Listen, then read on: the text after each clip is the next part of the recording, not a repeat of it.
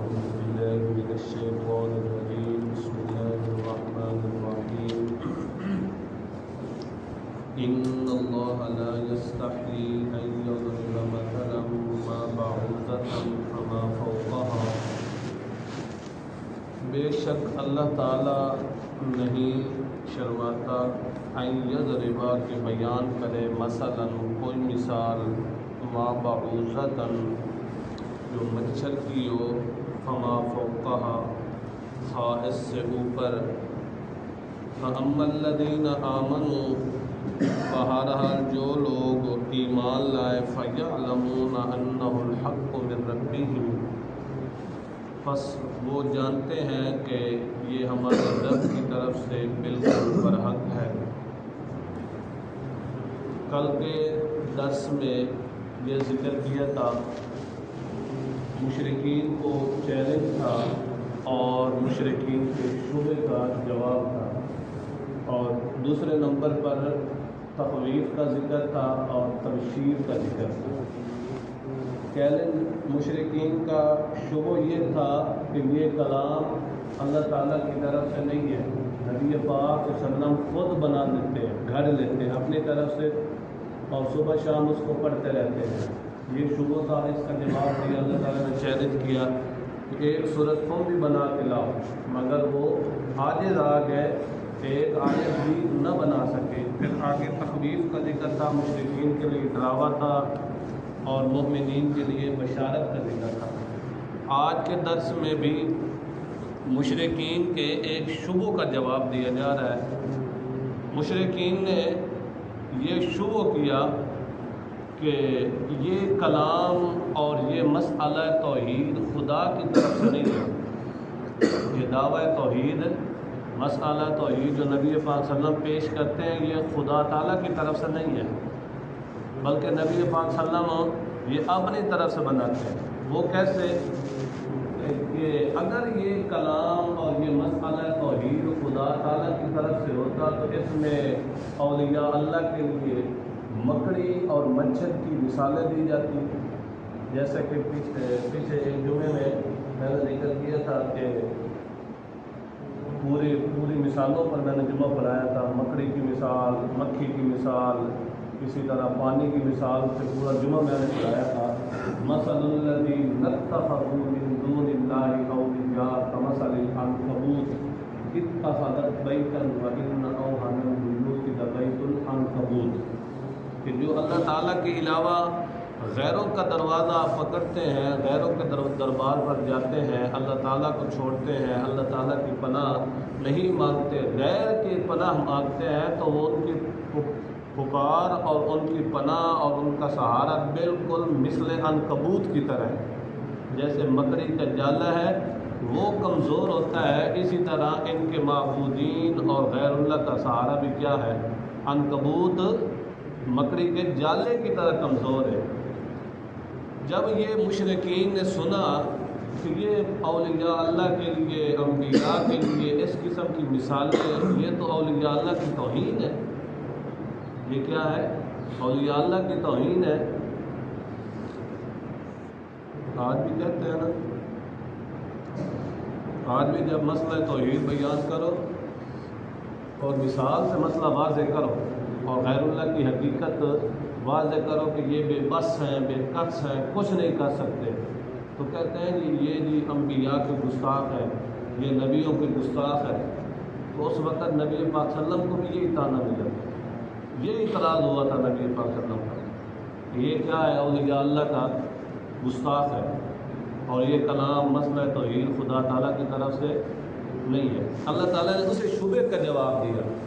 اللہ تعالیٰ نے فرمایا کہ ان اللہ لا یستحیی ان یضرب مثلا ما بعوضۃ، اللہ تعالیٰ کبھی نہیں چھوڑے گا، یا اللہ تعالیٰ نہیں شرماتا کہ کوئی مثال بیان کرے۔ مثلا تنقید کے لیے نکر ہے، کوئی بھی مثال بیان کرے، ما بعوضۃ مچھر کی ہو، فما فوقہا یا اس سے بھی حقارت میں، حجم میں کم ہو، تو اللہ تعالیٰ یہ مثال بیان کرنے سے شرماتا نہیں ہے، اللہ تعالیٰ مثال بیان کرنا نہیں چھوڑے گا۔ کیوں؟ کیونکہ مثال سے مطلب کیا ہوتا ہے، مسئلے کی حقیقت واضح کرنا، مسئلے کو کیا کرنا؟ حقیقت واضح کرنا۔ مثال سے ذرا مسئلہ زیادہ سمجھ آ جاتا ہے۔ اور یہ مشرکین نے نا خواہ مخواہ نبی پاک صلی اللہ علیہ وسلم پر اعتراض کیا تھا، ضد کی وجہ سے، اناد کی وجہ سے، اور حالانکہ وہ خود عرب میں مشہور مثالیں بھی دیا کرتے تھے، اپنے کلام میں مثالیں دیا کرتے تھے، اور عام لوگ بھی جب کوئی بات سمجھانے لگتے ہیں تو مثال دیتے ہیں، تو یہ مشرکین خود بھی مثالیں دیا کرتے تھے۔ اور یہ کوئی اعتراض نبی پاک صلی اللہ علیہ وسلم پر حقیقت نہیں تھا، بلکہ کیا تھا؟ خواہ مخواہ ضد کی وجہ سے، اناد کی وجہ سے، دشمنی کی وجہ سے۔ تو اللہ تعالیٰ نے فرمایا کہ اللہ تعالیٰ اس قسم کی مثال بیان کرنے سے یا اس سے بھی کم تر، مکھی مچھر سے بھی کم تر اگر کوئی مثال ہو حجم میں، مچھر سے بھی کم کیوں نہ ہو، یا اس سے بھی حقارت والی کوئی چیز کیوں نہ ہو، تو اللہ تعالیٰ اس قسم کی مثالوں سے کیا شرماتا نہیں ہے، کیونکہ مثال سے مقصود کیا ہوتا ہے؟ مسئلے کی حقیقت کو واضح کرنا۔ تو اللہ تعالیٰ نے فرمایا کہ جب اس قسم کی مثالیں بیان ہوتی ہیں تو جو لوگ ہوتے ہیں نا مومن، موحد، ماننے والے، وہ کہتے ہیں فَأَمَّا الَّذِينَ آمَنُوا فَيَعْلَمُونَ أَنَّهُ الْحَقُّ مِن رَّبِّهِمْ، بے شک یہ حق ہے ہمارے رب کی طرف سے۔ بالکل عین موقع کے مطابق اللہ نے مثال دی، بالکل حقیقت پر مبنی مثال دی اللہ تعالیٰ نے۔ مومن تو یہی سمجھتے ہیں کہ اللہ تعالیٰ غلط مثالیں نہیں دیتے۔ یہ منافق ہوتے ہیں، دشمن ہوتے ہیں، کافر ہوتے ہیں، جن کی قسمت میں کیا ہوتا ہے؟ گمراہی، اللہ تعالیٰ کی ناراضگی، اللہ تعالیٰ کی لعنت، وہ اس قسم کے بکواس کرتے ہیں۔ آگے اللہ تعالیٰ نے کافروں کا ذکر کیا، وَأَمَّا الَّذِينَ كَفَرُوا، بعض جو لوگ کافر ہیں نا، فَيَقُولُونَ مَاذَا أَرَادَ اللَّهُ بِهَذَا مَثَلًا، کہتے ہیں کہ اللہ تعالیٰ کا ان مثالوں سے کیا ارادہ ہے؟ اللہ تعالیٰ کا ان مثالوں دے کر کیا ارادہ ہے؟ صرف اولیاء اللہ کی توہین ہی کرنی ہے۔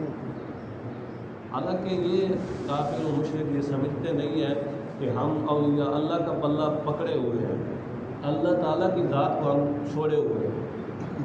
کیا کرتے ہیں؟ اللہ تعالیٰ کی ذات کو چھوڑے ہوئے ہیں نا، تب بھی کہتے ہیں کہ جی ہم اولیاء اللہ کو مانتے ہیں، حالانکہ اولیاء اللہ کو بھی نہیں مانتے۔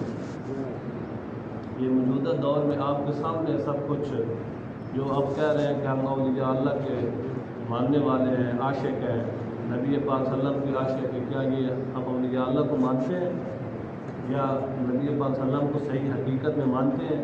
ظاہری طور پر کہتے ہیں۔ تو ان کا بھی یہی حال ہے، مشرکین کا بھی، ان کا بھی اور موجودہ دور والوں کا بھی یہی حال ہے کہ اولیاء اللہ کا نام لیتے ہیں مگر ان کی تعلیمات کو نہیں مانتے۔ اب یہ جو دربار ہے علی حجویری لاہور میں، یہ داتا کے نام سے کیا ہے؟ مشہور۔ حالانکہ داتا دینے والا کون ہے؟ اللہ تعالیٰ کی ذات۔ نام کس طرح کا؟ داتا جس کی خود کی اولاد نہیں ہے۔ علی حجویری رحمۃ اللہ علیہ کی خود کی اولاد نہیں تھی، صاحب اولاد نہیں تھے۔ اللہ تعالیٰ بھی پھر دکھاتا ہے نا، جن کو تم نے مشکل کشا سمجھ لیا ہے، جن کے اوپر تم اپنی بیٹیاں بٹھا دیتے ہو، جن کے اوپر تم دے کے چڑھاتے ہو، ان کی تو یہ حقیقت ہے۔ اسی طرح سلطان بہو رحمہ، وہ تو اللہ تعالیٰ کے ولی تھے، یہ نہیں انہوں نے شرک کی دعوت دی تھی، وہ بہت بڑے اللہ تعالیٰ کے ولی تھے۔ یہ پیچھے آنے والوں انہوں نے یہ سب بگاڑا کر دیا، تو یہ اولیاء اللہ کو بھی نہیں مانتے، ماں صرف دعویٰ کرتے ہیں کہ ہم اولیاء اللہ کے عاشق ہیں، فلاں یہ انبیاء کے گستاخ ہیں، اولیاء اللہ کے گستاخ ہیں۔ یہ ان کی کیا ہے؟ بد دماغ ہے، دماغ ان کا خراب ہے۔ اصل میں یہ قرآن کی حقیقت سے ناواقف ہیں، دین کے علم کے، شریعت کے علم سے کیا ہے؟ ناواقف ہیں۔ ان کے علماء نے ان سے اصل حقیقت چھپا کے رکھی ہے، انہوں نے کبھی ذہن بھی نہیں کیا۔ کل میں ایک بریلوی عالم کا سن رہا تھا کلپ کو، اس نے وہ ایک مسجد کی خادمہ کا واقعہ بیان کیا۔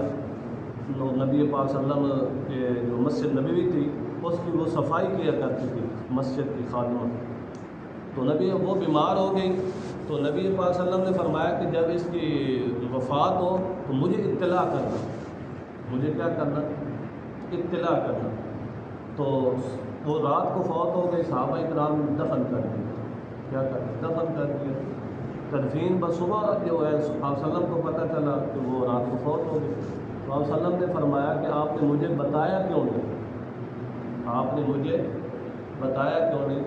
اور اس کے بعد نبی پاک صلی اللہ علیہ وسلم نے صحابہ اکرام نے فرمایا کہ رسول اللہ رات کا وقت تھا، ہم نے کہا کہ شاید آپ آرام پہ ہوں گے، آپ کو تنگ نہیں کرتے، اور اس لیے ہم نے دفنا دیا اس کو۔ نبی پاک صلی اللہ علیہ وسلم نے فرمایا کہ مجھے اس کی قبر دکھاؤ، مجھے اس کو کیا کرو، قبر دکھاؤ۔ پھر نبی پاک صلی اللہ علیہ وسلم نے اس کے لیے کیا کی، دعا کی۔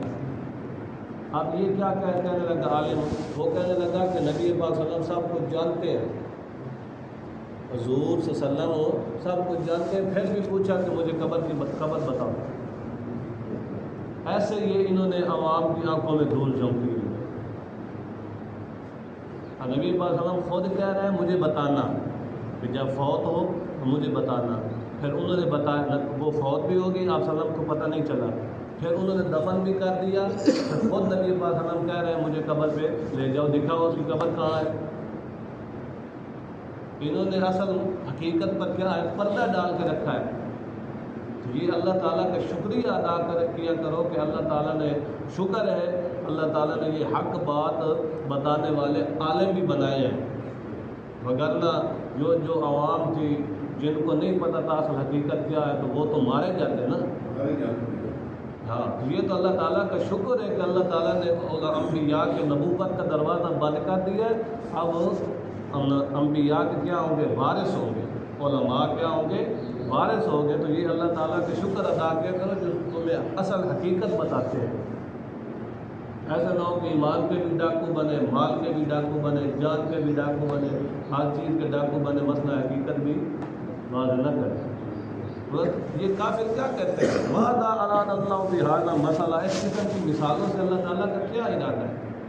تو اللہ تعالیٰ نے فرمایا یضل بہ کثیرا ویہدی بہ کثیرا، اللہ تعالیٰ ان مثالوں کے ذریعے بہتوں کو کیا کرتے ہیں، گمراہ کرتے ہیں، بہتوں کو کیا کرتے ہیں، ہدایت۔ کیا مطلب؟ یہ نہیں ہے کہ ہدایت و ضلالت کا حدوث ہوتا ہے، یعنی ہدایت و ضلالت ملتی ہے، مطلب یہ ہے کہ جو مومن ہوتے ہیں ان کو مزید تقویت ملتی ہے، ان کو مزید اطمینان ہوتا ہے کہ یار واقعتاً ہم نے اللہ تعالیٰ کی توحید کو مانا ہے۔ یہ بالکل مثالیں جو اللہ تعالیٰ نے برحق بیان کی ہیں غیر اللہ کی حقیقت کے لیے، تو ان کو ایمان کو کیا ہوتا ہے، ترقی ملتی ہے، ان کے ایمان کو عروج ملتا ہے۔ اور جو ہوتے ہیں نا کافر، دشمن اسلام، ان کو پھر کیا ہوتی ہے، ان کی ضلالت اور گمراہی میں اضافہ ہونا ہے، اور کیا ہوگا، جب غیر اللہ کی حقیقت واضح ہوگی تو ان کی گمراہی میں کیا ہوگا، اضافہ ہی ہوگا نا۔ اللہ تعالیٰ نے فرمایا وما یضل بہ الا الفاسقین، اللہ تعالیٰ اس مثالوں کے ذریعے گمراہ نہیں کرتا مگر کس کو، فاسق کو، الا الفاسقون، جو رہنا ہی گمراہ چاہتے ہیں، جو رہنا ہی گمراہ چاہتے ہیں، ان کی یہ طلب ہی نہیں کہ ہمیں ہدایت مل جائے، تو پھر ان میں گمراہ ہی ہونا ہے اور کیا ہونا ہے۔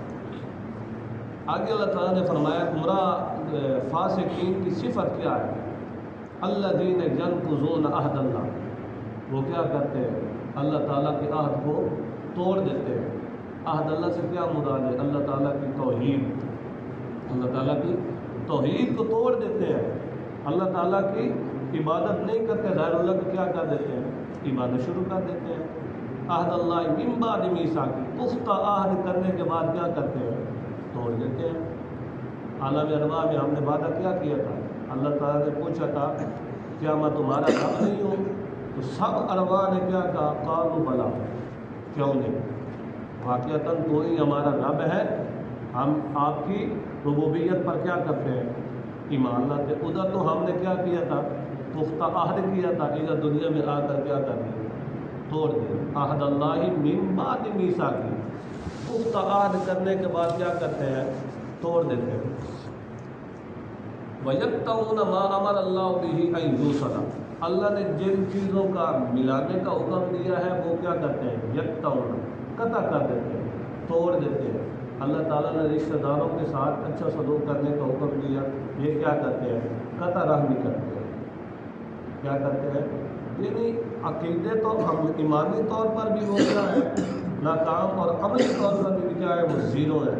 وَيُفْسِدُونَ فِي الْأَرْضِ اور کیا کرتے ہیں زمین میں فساد برپا کرتے ہیں. خود بھی گمراہ ہے اور دوسروں کو بھی کیا کرتے ہیں گمراہ کرتے ہیں. اور زمین میں سب سے بڑا فساد یہ ہے کہ زمین میں شرک ہونا. زمین میں شرک ہونا, اللہ تعالیٰ کی نافرمانیاں کرنا. آج دیکھو ہر طرف شرک ہی شرک ہے, کفر ہی کفر ہے, بد عملی ہی بد عملی ہے. یہ زمین میں کیا ہے فساد ہے. آگے اللہ تعالیٰ نے فرمایا اولئک هم الخاسرون, یہ نرے گھاٹے والے ہیں. نرے کیا ہے نقصان اور گھاٹے والے ہیں, کیونکہ انہوں نے ایمان کو چھوڑ دیا اور کیا مول لی گمراہ. تو پھر کیا ہوگی یہی گھاٹے والے ہوں گے اور کون ہوں گے. جو مومن ہے وہ سراسر کس میں ہے نفع میں ہے, اور کافر مشرک ادھر ہے خسارے میں. دنیا آخر خاسرت دنیا والآخرہ. اللہ تعالیٰ عمل کرنے کی